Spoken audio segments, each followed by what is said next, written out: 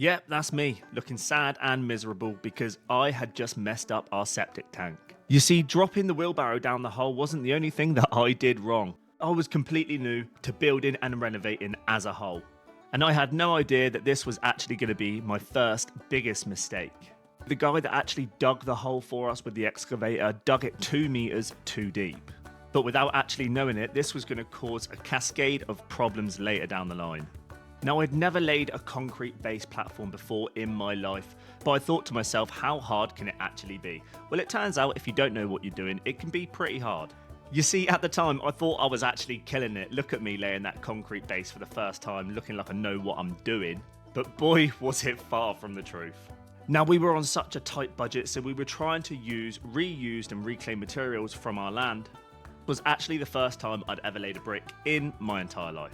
And I have to be honest, I was actually dead chuffed with how it came out, considering I'd never done this before, ever.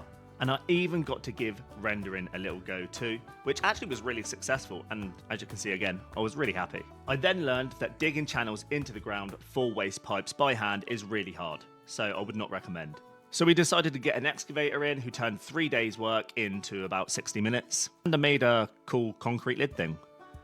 And finally, I could start putting the waste pipes together to connect from the toilet down to the septic tank itself. And we were pretty short staffed, so had to get the wife involved to dig those channels deeper and rake the stones and gravel over the top of the pipes. And now it's the part where I have to tell you all where it all went wrong. You can see here that the septic tank itself has tipped and the foundations have failed, and this is because I filled it up with water just to give it a test and see how it would hold. All the water came out the sides of it, went underneath the foundations, and the entire thing failed and tipped. So how the heck did we fix this? Now, as you can see around the outside of the septic tank, there is still room for more material. So what we decided we would do is we would utilize that room and fill it with more cement to stop it from tipping further. And we also decided that we would lower the exit hole in relation to the entry hole to level it up again.